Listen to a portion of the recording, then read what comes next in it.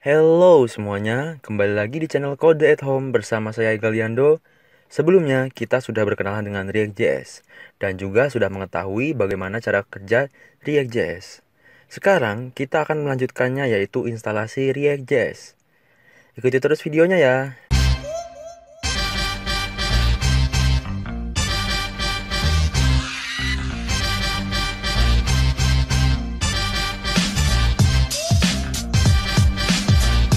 Oke, sebelum kita melakukan instalasi React.js, install terlebih dahulu support development servernya yaitu Node.js. Kita bisa langsung masuk ke dalam official websitenya.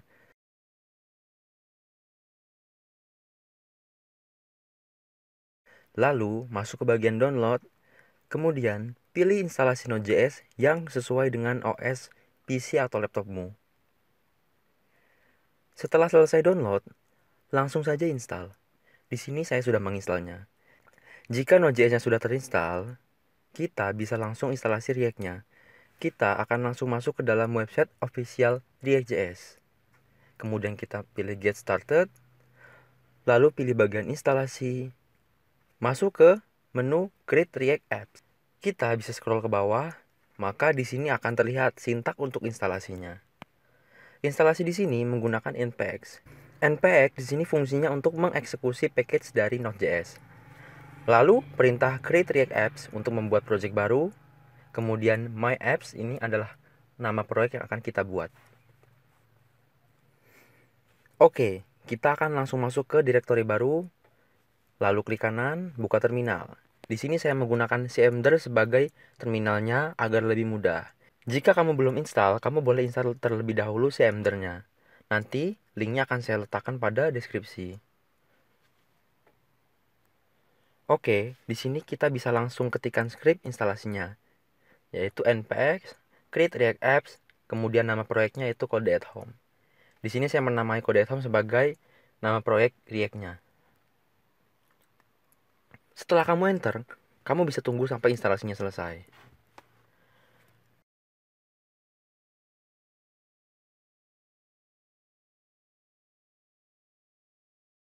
Oke, jika instalasi sudah selesai, maka kamu bisa langsung buka project React-nya. Di sini saya menggunakan Visual Studio Code sebagai kode editornya. Nah, di sini saya sudah masuk ke dalam project-nya ya. Di sini ada beberapa folder dan file yang asing bagi pemula ya. Hehe. But don't worry, kita nanti akan bahas sama-sama agar kamu paham. Oke, di sini kita akan coba langsung running React-nya menggunakan terminal bawaan dari Visual Studio Code. Menggunakan perintah npm start. Tunggu sampai browser otomatis terbuka. Setelah browser terbuka, maka React akan berjalan pada port defaultnya, yaitu port 3000. Nah, ini adalah detail compile-nya bahwa React sedang berjalan di localhost dengan port 3000. Dan ini adalah tampilan awal pada saat React sudah berjalan di dalam browser. Oke, di sini saya akan langsung menjelaskan beberapa folder dan file yang terdapat di dalam project React-nya ya. Yang pertama yaitu ada folder Node Modules. Node Modules ini adalah folder yang berfungsi untuk memanajemen modul, library, maupun package yang kita butuhkan dan kita install pada saat proses development nantinya. Selanjutnya, di sini terdapat folder public. Nah, ini ada salah satu file yang bernama index.html. File inilah yang akan tampil di dalam browser kita. Jika kita scroll ke bawah, kita dapat melihat tag div dengan ID root. Nanti kita akan sama-sama mengetahui fungsi apa yang terdapat pada ID tersebut. Selanjutnya ada folder source atau src. Di sini ada beberapa file. Kita pilih salah satu ya. Di sini saya memilih app.js. Jika kita lihat seksama, di dalam file ini ada yang dinamakan function component. Function component inilah yang akan dirender kemudian ditampilkan ke dalam index.html. Bagaimana caranya? Sangat mudah. Kita hanya perlu mengimport app.js ini yang berisi function komponen tadi, lalu memanggilnya di dalam React DOM untuk dirender ke dalam file index.html dengan ID root yang kita lihat tadi. Kita tidak memerlukan script ini, maka kita hapus saja ya.